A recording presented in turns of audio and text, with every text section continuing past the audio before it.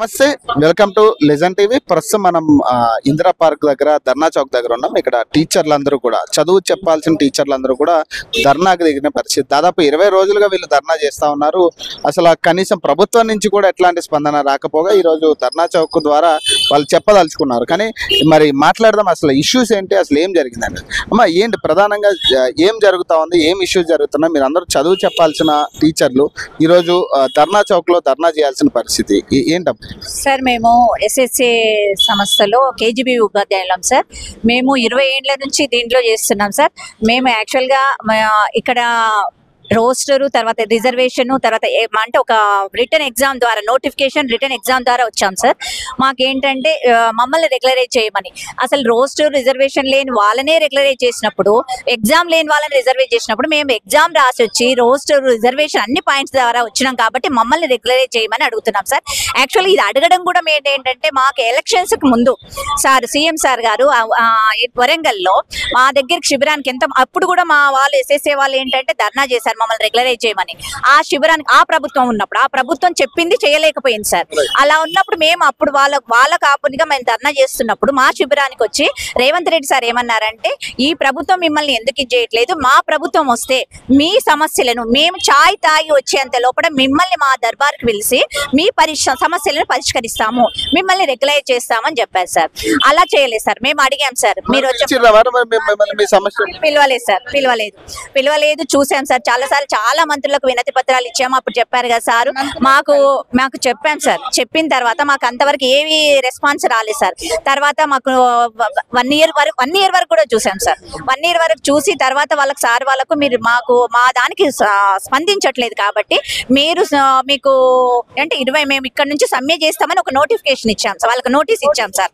Notice ఇచ్చినా కూడా వాళ్ళు ఏం స్పందించలేదు కాబట్టి మేము ఈ రోజుకి 20 రోజులు అవుతుంది సార్ మేము ధర్నా చేస్తున్నాం సార్. స్కూల్కి వెళ్ళకుండా మేము స్కూల్కి వెళ్ళట్లేదు, కానీ మా పిల్లలకు అక్కడ ఉండేటానికి ఫుడ్ కానీ వాళ్ళకు ప్రొటెక్షన్ కానీ మేము ప్రొటెక్షన్ ఇచ్చుకుంటూ ఓన్లీ బోధన మాత్రమే బంద్ చేసి మేము ఇక్కడ చేస్తున్నాం సార్. మేము కేజీబీ వాళ్ళం సార్. మిగతా వాళ్ళు సిఆర్పి, ఐఆర్పి వాళ్ళు, తర్వాత ఎంఐస్ కోఆర్డినేట్ వాళ్ళు కూడా చేస్తున్నారు సార్. పీటీఐ వాళ్ళు వీళ్ళందరూ అవ్వకపోవడం వల్ల మీకు అంటే ఎట్లాంటి నష్టం జరుగుతుంది సార్? మేము మామూలుగా ప్రభుత్వ ఉపాధ్యాయులు చేసే పని కంటే మేము ఎక్కువ చేస్తున్నాం సార్. ప్రభుత్వ ఉపాధ్యాయులు తీసుకున్న శాలరీలో మాకు 25% శాలరీ కూడా రావట్లేదు సార్ మాకు.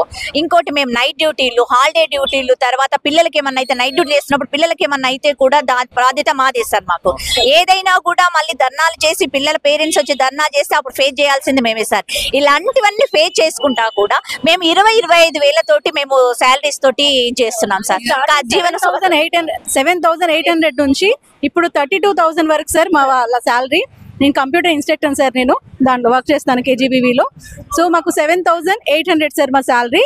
సో మేము పిల్లలకి అదే శాలరీ సార్. నేను చేయబట్టి ఇప్పుడు 8 years అవుతుంది సార్. నేను 7,800 శాలరీతో చేస్తున్నాను. సో పిల్లలకి కంప్యూటర్ పరంగా, నెట్వర్క్ పరంగా అన్ని నాలెడ్జ్ ఇస్తూ, ప్లస్ ప్రతి ఒక్క నెట్వర్క్ పరంగా ఆన్లైన్ డేటా కానీ ప్రతి ఒక్కటి కూడా మేము చేస్తాం సార్. చాలా తక్కువ శాలరీ సార్ మాది. ఈ వీడియో ముఖంగా చెప్పబోయేది ఏంటంటే, మా కంప్యూటర్ వాళ్ళకి, మా ఎస్ఎస్ఏ ఉద్యోగులకి రెగ్యులరైజ్ చేయాలని మా కోరిక సార్. అంటే ప్రభుత్వం నుంచి ఏమైనా స్పందన ఉందా? దాదాపు 20 రోజులు ఎటువంటి స్పందన కూడా లేదు సార్ మాకు. సో మాకు సీఎం గారు తొందరగా మాకు హామీ రెగ్యులరైజ్ చేయాలని, జియో విడుదల చేయాలని కోరుకుంటున్నాను సార్. ఇప్పుడు ఒక స్టూడెంట్ కి ఏదైనా చిన్న ప్రాబ్లం వచ్చిందంటే, ఒక హాస్టల్లో ఏదో బియ్యంలో ఒక పురుగు వచ్చిందంటే చాలా పెద్ద ఇష్యూ చేస్తారు. అట్లాంటిది 20 days నుంచి అదే రెసిడెన్షియల్ పిల్లల కోసం వాళ్ళకి విద్యాబుద్ధులు నేర్పించే ఉపాధ్యాయులమే ఈ రోజు రోడ్డు ఎక్కితే, ప్రభుత్వం కనీసం ఒక్కసారన్నా మమ్మల్ని పిలిచి, అంటే ఫస్ట్ ఒకసారి పిలిచి మాట్లాడిరు సార్. అక్కడ నాన్ ఫైనాన్షియల్ మ్యాటర్ అయితే ఓకే అని చెప్పారు సార్. మేమేమంటున్నామంటే, ఇన్ని సంవత్సరాల నుంచి చేస్తున్నాం సార్. 24 hours మేము చేసే డ్యూటీ, నైట్ డ్యూటీలో చాలా సఫర్ అయ్యి మేము ఇంత తిప్పల పడుతున్నాం కాబట్టి ఈ రోజు రోడ్డు ఎక్కినాం సార్. ఇప్పటికైనా మేము గవర్నమెంట్ కి వ్యతిరేకం అస్సలు కాదు సార్.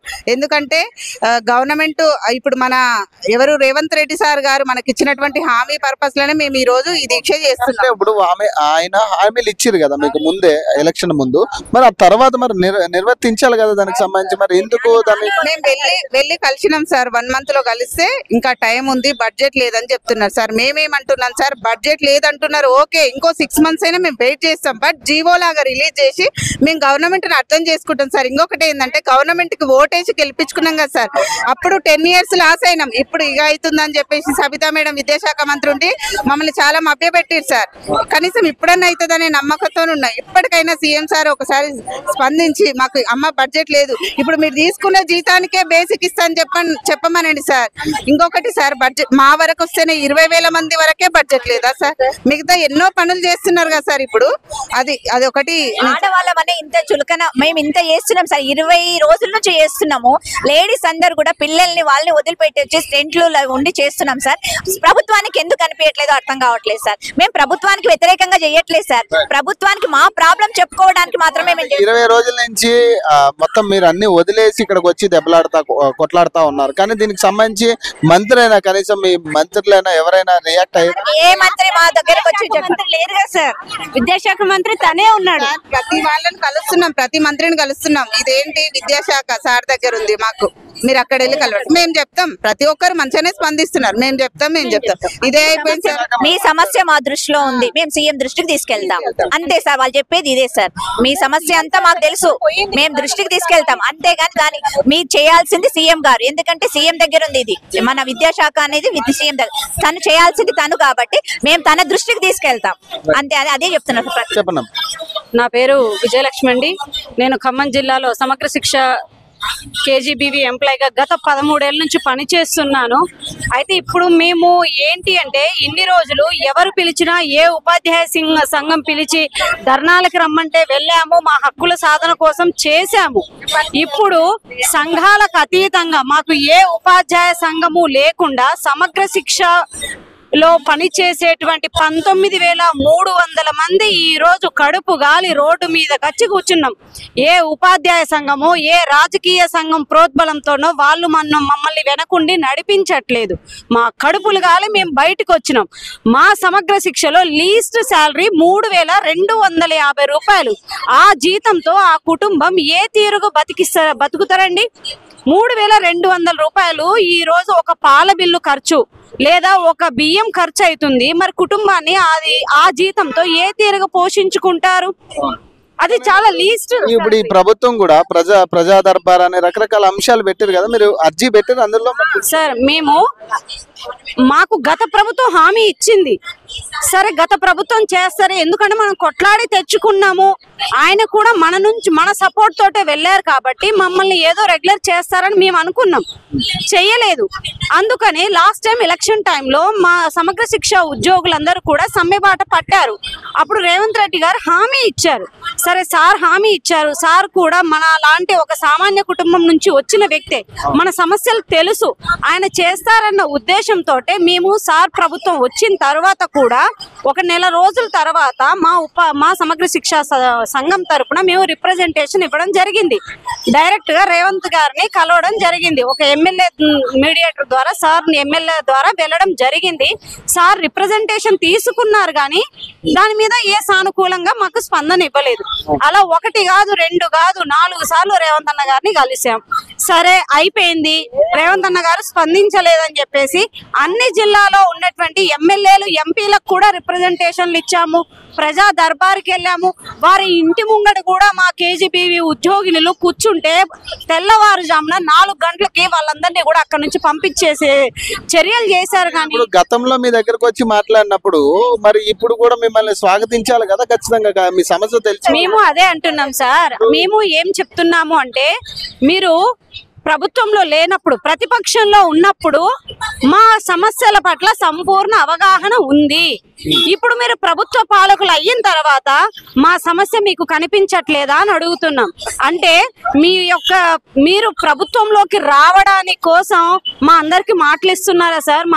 మాకు హామీలు చేస్తున్నారా? అంటే మీరు ప్రభుత్వంలోకి రావడానికి ఒక ముందు, వచ్చిన తర్వాత ఈ లెక్క చేస్తే గత ప్రభుత్వానికి ఈ ప్రభుత్వానికి మధ్య డిఫరెన్స్ ఏముంది సార్? ఇక ప్రజలకు ఎలా అంటే, అసలు ప్రభుత్వాలు పాలకులు అంటే ఒట్టి మాటలు, వాళ్ళ ఓట్ల కోసం, వాళ్ళ అధికారాల కోసం ప్రజల్ని ఎల్లవేళలా మోసం చేస్తూనే ఉంటారు. మేమందరం కూడా ఇంత చదువులు చదువుకొని డిగ్రీలు చేసి ఈ రోజు రోడ్డు బాటను పట్టాల్సిన కర్మేంటి సార్? ఈ రోజు మీరు ప్రభుత్వంలో ఉన్నారు, ఒక అసెంబ్లీ చూసుకున్నా, ఏ శాఖలో చూసుకున్నా వాళ్ళందరూ ఎలా అండి? ఒక టీచరు మీకు బోధిస్తేనే మీరు ఈ స్థాయికి వచ్చారు. అలాంటి టీచర్ రోడ్డు మీదకి వచ్చి ఈ రోజు నిలబడితే మీకు కనిపించలేదా? ఎక్కడో సంధ్యా థియేటర్లో, దీన్ని నేను పెద్దగా ఇష్యూ చేయదలుచుకోలేదండి, అక్కడ ఒక మహిళ చనిపోయింది. మరి ఇదే నేను అడుగుతున్నాను, సమగ్ర శిక్ష ఉద్యోగంలో ఈ రోజు ఖమ్మం జిల్లాలో ఒక మా మిత్రురాలు సడన్ గా ఈ వర్క్ ప్రెషర్ వల్ల చనిపోయింది. మరి ఇప్పుడు ఆ కుటుంబానికి ఏంటి? మొన్న 17వ తారీఖే సమ్మెలో ఉండగానే సడన్ గా మేడం గారికి హార్ట్ అటాక్ వచ్చి చనిపోయారు. మరి ఆ కుటుంబానికి ఇప్పుడు ఎవరు ఆదుకుంటారు? వారికి ఎటువంటి ఎక్స్గ్రేషియా లేదు, హెల్త్ బెనిఫిట్స్ లేదు. కనీసం ఈ రోజు ఆ మేడం చనిపోయిన తర్వాత కర్మకాండల కోసం మేము తలా ఇంత వేసుకోవాల్సిన పరిస్థితి ఏంటి? ఈ చదువులు చదువుకుంది అలాంటి దరిద్రపు జీవితాన్ని బ్రతకడం కోసమా? ఈ రాష్ట్రంలో బ్రతికేది అందుక? అంటే ఇప్పుడు మీరు అన్నట్టుగా అంటే మిగతా విషయాలు అంటే ఇప్పుడు అల్లు అర్జున్ ఇన్సిడెంట్ కావచ్చు, అంటే సంధ్యా థియేటర్ ఇన్సిడెంట్ కావచ్చు, ఆఖరికి అసెంబ్లీలో కూడా దాని మీద గంట పాటు చర్చ పెట్టిన ముఖ్యమంత్రి మరి మీ మీద ఎందుకు? ఇప్పుడు ప్రభుత్వాన్ని అదే అడుగుతున్నాం సార్. ఆ ఇష్యూని మీరు అసెంబ్లీలో చెప్పారు, అసెంబ్లీలో అదొక పెద్ద ఇష్యూ అయిపోయింది. కానీ 33 జిల్లాలలో టెంట్ల కింద 20 రోజుల నుంచి మహిళలు కూర్చున్నది మీ దృష్టికి రాలేదా అండి? వచ్చాయి, కానీ మీరు ఎందుకు స్పందించట్లేదు అంటే వీళ్ళు కాంట్రాక్ట్ ఉద్యోగులు, ఆడవారు చెప్పినట్టు పని చేస్తారు, వీళ్ళు కాకపోతే వేరే వాళ్ళు వస్తారు. ఎందుకంటే రాష్ట్రంలో నిరుద్యోగుల వ్యవస్థ కుప్పలు కుప్పలుగా ఉంది, నువ్వు కాకపోతే ఇంకొకరు వస్తారమ్మా అనేటువంటి. అదే సార్, ఇంకొకరు వస్తారు. ఆ బెదిరింపు చర్యలే ఏమీ లేదు సార్. ఆల్రెడీ నిన్న ప్రతి ఒక్క జిల్లాలకి ఏమని వచ్చింది అంటే ఎస్ఓస్ స్థానంలో వేరే వాళ్ళని డిప్యుటేషన్లు వేస్తున్నారు. ఏం చేస్తారండి? సరే, మాలాగా వాళ్ళతో నైట్ డ్యూటీలు చేపించండి. నైట్ డ్యూటీలు కూడా ఉంటాయి, ఖచ్చితంగా నైట్ డ్యూటీలు సార్. శాలరీస్ పంచరు.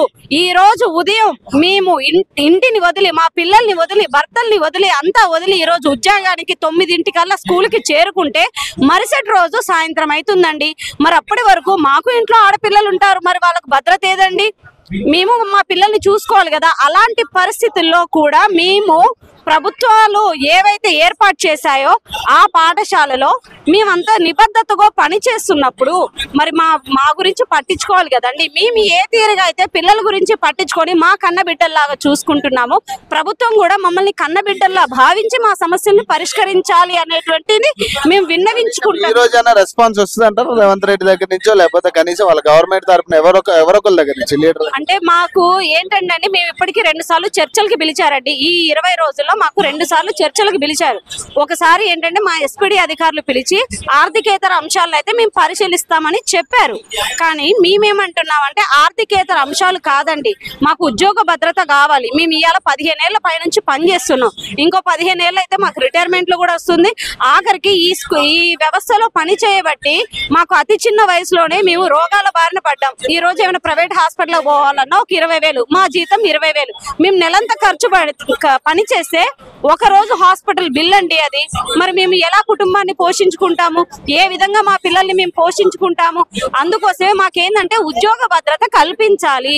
మాకు పే స్కేల్ అమలు చేస్తే ఒక్కటేనండి, కాంట్రాక్ట్ వ్యవస్థలో ఉండి ఈ కేజీబీవీలు 8th వరకు ఇంప్లిమెంట్ చేశారు. ఓన్లీ 6 నుంచి 8వ తరగతి వరకు ప్రవేశపెట్టిన సెంట్రల్ స్కీమ్స్ ఈనాడు ఇంటర్ స్థాయికి వెళ్ళారు అంటే మేము కష్టపడందే వెళ్ళలేదు కదా. మరి మేము కాంట్రాక్ట్ ఉద్యోగులుగా ఉండే ఆ స్థాయికి తీసుకెళ్తే మమ్మల్ని పర్మనెంట్ చేసి మంచి జీతాలు ఇస్తే మేము ఇంకెంత నిబద్ధతతో పని చేస్తాము అనేది మేము ప్రభుత్వాన్ని విన్నవించుకుంటున్నాము. ఆల్రెడీ కూడా అండి వేరే రాష్ట్రాలలో కూడా కేజీబీవీస్ సమగ్ర శిక్షలో, మెయిన్ సమగ్ర శిక్షలో ఉన్నటువంటి అందరినీ కూడా రెగ్యులర్ చేశారు. అక్కడ ఏ పరంగా అక్కడ అంటే రెగ్యులర్ చేయడానికి కావాల్సిన విధి విధానాలు కూడా మన ప్రభుత్వం పరిశీలించాలండి, పరిశీలించి మాకు న్యాయం చేయాలని మేము అడుగుతాం. ఏం జరుగుతుంది? ఓ పక్కన ప్రజాపాలన అని చెప్పేటైనా మరి మీ సమస్యలు ఎందుకు బట్టి? సార్ నేను పీజీసీఆర్టీ రంగారెడ్డి డిస్టిక్. సార్ ఇది ఎందుకు రోడ్ మీద ఎక్కాల్సిన పరిస్థితి వచ్చిందంటే ఇది central project sir. Central project 60% central ఇస్తుంది, స్టేట్ 40%. సో మన తెలంగాణ గవర్నమెంట్ వచ్చాక కూడా 40% బడ్జెట్ పెట్టకుండా సెంట్రల్ ఇచ్చిన ఫండ్స్ అంటే మెయింటైన్ చేస్తుంది. సో ఆ విషయం మనకు బయటికి ఎన్నో ఆర్టీఎల్ఎస్ ఎన్నో చేస్తే బయటకు వచ్చిన విషయం అది. సో మరి ఇప్పుడున్న గవర్నమెంట్ పిసిసి అధ్యక్షుడిగా ఉన్నప్పుడు శ్రీ రేవంత్ రెడ్డి గారు వరంగల్లో ఉండి ఏకశిల అక్కడ మీటింగ్ లో మాకు చెప్పడం జరిగింది, ఇది కాఫీ టీ తాగినంత సేపట్లోనే మీకు రెగ్యులరైజ్ చేస్తామని చెప్పడం జరిగింది.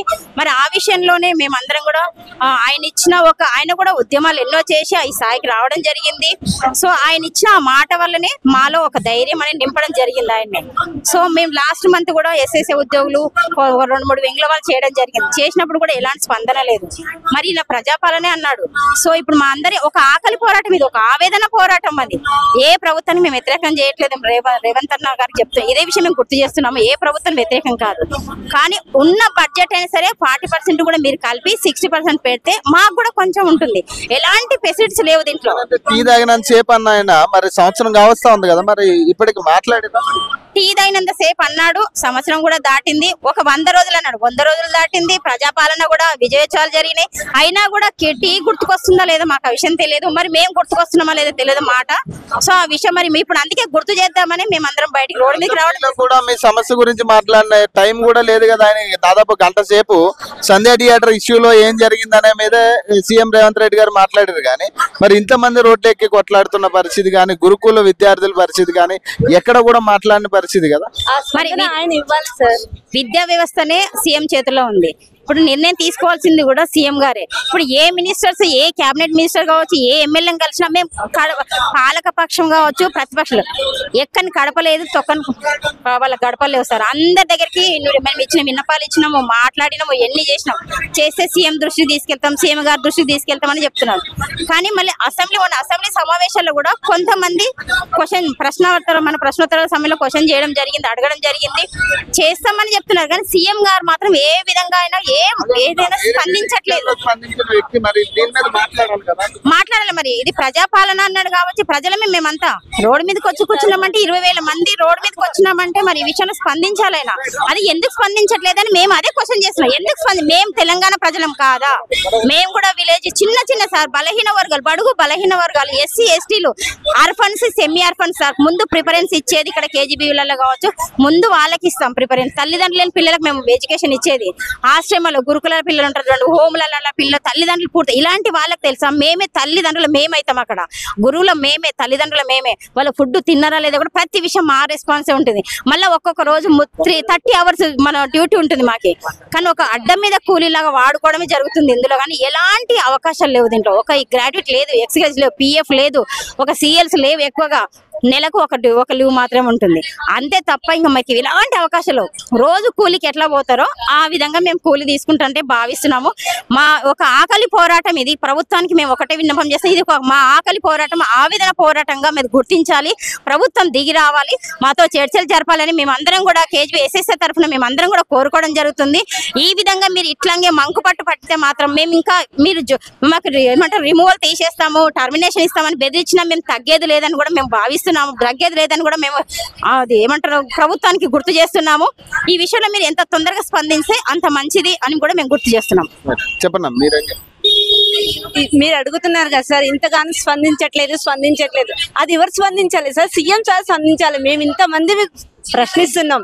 తను మాట ఇచ్చినప్పుడు తన మాట తను నిలబెట్టుకోవాలంటే తను ఆలోచించి మాట్లాడాలి. ఇప్పుడు మీరు ఇంతగా కొట్లాడుతా ఉన్నారు 20 రోజుల నుంచి, కనీసం అసెంబ్లీలో మాట్లాడే టైం లేదా?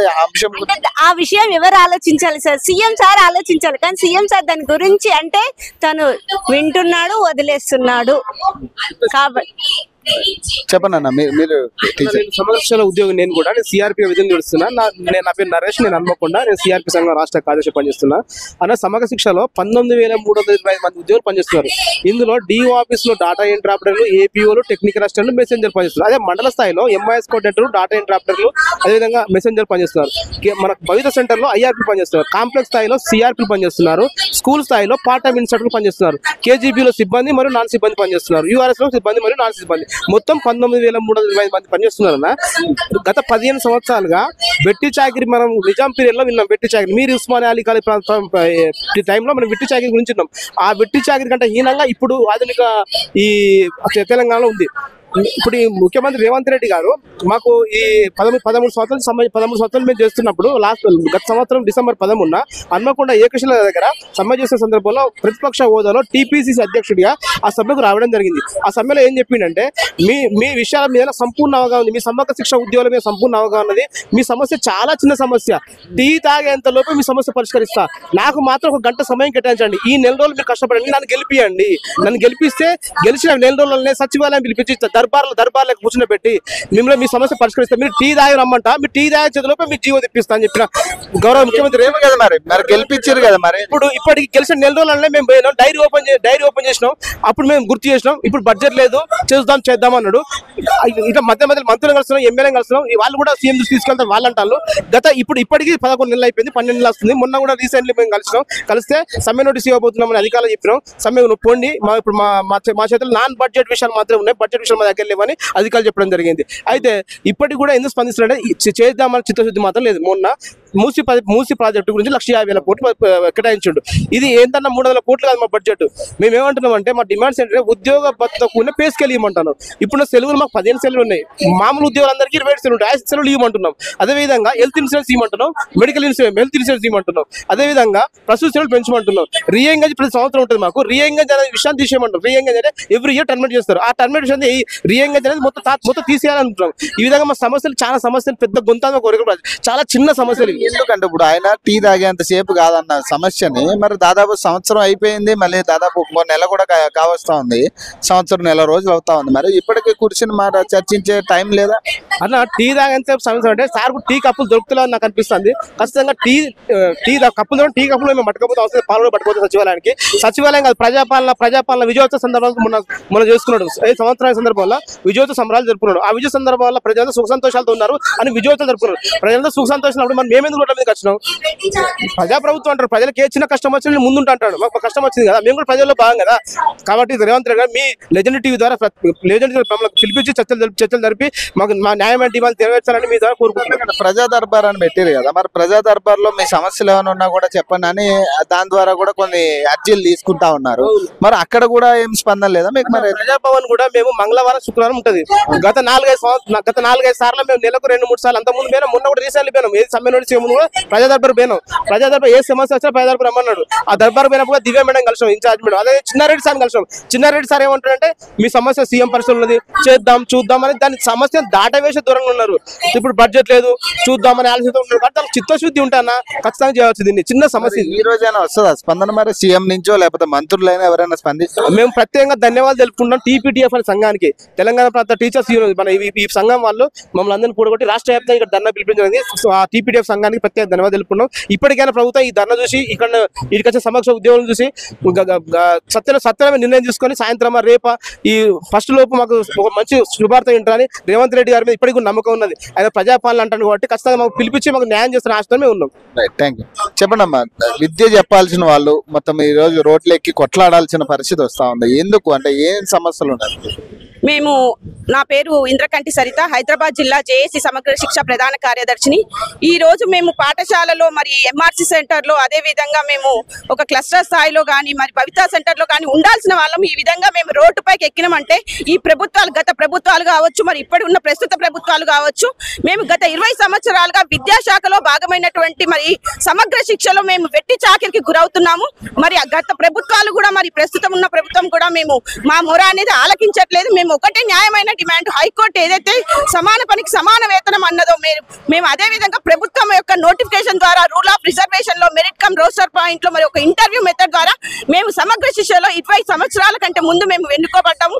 మరి ఈ ప్రభుత్వంకి మేము పట్టించుకోకపోవడానికి కారణం ఏంటనేది మాకు అర్థం కావట్లేదు. మరి మేము మా అందరికీ కూడా మా సమగ్ర శిక్షని మేము విద్యాశాఖలో విలీనం చేసి రెగ్యులరైజ్ చేయాలని మా న్యాయమైన డిమాండ్, ప్రధానమైన డిమాండ్. ఇప్పుడున్న ముఖ్యమంత్రి కదా మీకు హామీ ఇచ్చింది కూడా, టీ తాగినంత సేపు కాదు ఈ సమస్య నేను తీరుస్తా అని. మరి ఇప్పటి వరకు టీ కప్పులు దొరకలేదు, అది ఏంటి? అదే మేము కూడా ప్రశ్నిస్తున్నాము. మరి మాకైతే ప్రభుత్వం మీద పూర్తి విశ్వాసం ఉంది, నమ్మకం ఉంది. కానీ మరి మేము ఇదే సమ్మె ఈ రోజు 17వ రోజు మేము సమ్మె చేస్తున్నాము. మరి వర్షం అనక, మరి చలి అనక, ఎండ అనక మేము టెంట్లు, కొంతమంది అన్యాయంగా మమ్మల్ని టెంట్లు తీపిచ్చి మేము రోడ్డు మీదే కూర్చోటట్టు చేస్తున్నారు. మరి గత సంవత్సరంలో కూడా ఇదే విధంగా గత ప్రభుత్వంలో మేము సమ్మె చేస్తూ మా డిమాండ్ల కోసం మేము కొట్లాడడం జరిగింది. మరి అప్పుడు మరి ప్రతిపక్ష పార్టీగా ఉన్న ప్రస్తుత గౌరవ ముఖ్యమంత్రి గారు టీపీసీసీ ప్రెసిడెంట్ గా ఉండి మేము సమ్మె చేసినటువంటి మరి సమ్మె దగ్గరికి వచ్చి ఏం చెప్పారంటే, నేను ప్రభుత్వం వచ్చిన వెంటనే మీకు 100 రోజుల్లో మీ రాష్ట్ర నాయకులను పిలిపించి మేము మీకు రెగ్యులరైజ్ చేసి జీవో ఇచ్చి పంపిస్తామని చెప్పారు. మరి ఛాయ్ తాగేలోపు మీకు జీవో ఇస్తాం. మరి ఛాయ్ దొరకట్లేదా, మరి ఏంటి అనేది కూడా మాకు అర్థం కావట్లేదు. మేము అందరం కూడా ఆడబిడ్డలం అందరం కూడా రెడీగా ఉన్నాము. ఇప్పుడు మా సంవత్సరం కావస్తా ఉంది కదా, ప్రభుత్వం వచ్చి కూడా సంవత్సరం కావస్తా ఉంది. మీరు కూడా ధర్నా స్టార్ట్ చేసి 20 రోజులు అవుతా ఉంది. మరి ఎవరైనా మాట్లాడారా? మంత్రులు కావచ్చు, మరి విద్యాశాఖ మంత్రి రేవంత్ రెడ్డి గారు కదా పిలిపించారు. మా విద్యాశాఖలోని ప్రతినిధులు కూడా పిలిపించడం జరిగింది. నాన్ ఫైనాన్షియల్ మ్యాటర్స్ అన్ని కూడా మీకు ఇమీడియట్ గా మేము చేస్తామని హామీ ఇచ్చారు. కానీ మేము నాన్ ఫైనాన్షియల్ మ్యాటర్స్ ఇప్పుడు స్త్రీలకి మెటర్నిటీ లీవ్ తీసుకునే పరిస్థితిలో కూడా లేరు. ఒక్కొక్కరు ఇంకొక 5 మరి అంటే 22, 3, 5 సంవత్సరాలు 10 సంవత్సరాల్లో రిటైర్మెంట్ దగ్గరలో ఉన్నారు. మరి ఒక అన్యాయమైన విషయం ఏంటంటే, ఈ రోజు ప్రభుత్వ ఉద్యోగులు లాగానే 61 సంవత్సరాలకే రిటైర్మెంట్ ఇస్తున్నారు. ఒక చిల్లి గవ్వ కూడా ప్రభుత్వం నుంచి వాళ్ళకి ఇవ్వడం జరగట్లేదు. అదే విధంగా ఎంతో మంది సమగ్ర శిక్ష ఉద్యోగులు చాలా రకాలుగా మరణించడం జరిగింది. అయినా కూడా ప్రభుత్వం నుంచి ఒక్క చిల్లి గవ్వ కూడా సహాయం అందలేకపోయింది. మేమే ఉద్యోగులందరం కలిసి మేము రూపాయి వేసి వారి యొక్క కార్యాలు చేయడం జరిగింది. మరి అదే విధంగా మాకు ఉద్యోగ భద్రత లేదు, ఇటు మరి హెల్త్ బీమాలు కూడా లేవు. అయినా కూడా మేము వెట్టి చాకరీ చేస్తూ కూడా మరి విద్యాశాఖలో కీలకమైన పాత్ర పోషిస్తున్నాము. మరి ప్రభుత్వం వెంటనే స్పందించాలి. మాకు పూర్తి విశ్వాసం ఉంది. ప్రభుత్వం ఏదైతే మన గౌరవ ముఖ్యమంత్రి గారు ఒక్కసారి మాట ఇస్తే మరి మాట తప్పరని మాకు తెలుసు. కాబట్టి మాకు పూర్తి విశ్వాసం ఉంది. వెంటనే మమ్మల్ని రెగ్యులరైజ్ చేయాలి. మరి మమ్మల్ని విద్యాశాఖలో కూడా విలీనం చేయాలని మేము డిమాండ్ చేస్తున్నాము. అంటే ఇన్ని సమస్యలు ఉన్నాయి కదా, విద్యా సమస్యలు కావచ్చు, మిగతా సమస్యలు కూడా చాలా ఉన్నాయి.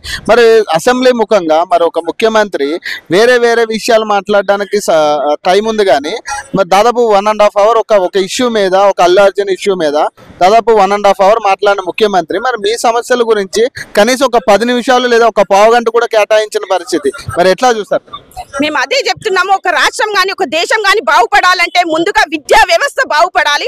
మరి ఆ విద్యా వ్యవస్థలో మేము కీలకమైన పాత్ర పోషిస్తున్నప్పటికీ కూడా మరి ప్రభుత్వాలు ఎందుకు స్పందించట్లేదో మాకు కూడా అర్థం కావట్లేదు. మరి అసెంబ్లీలో కూడా చర్చ రావడం జరిగింది.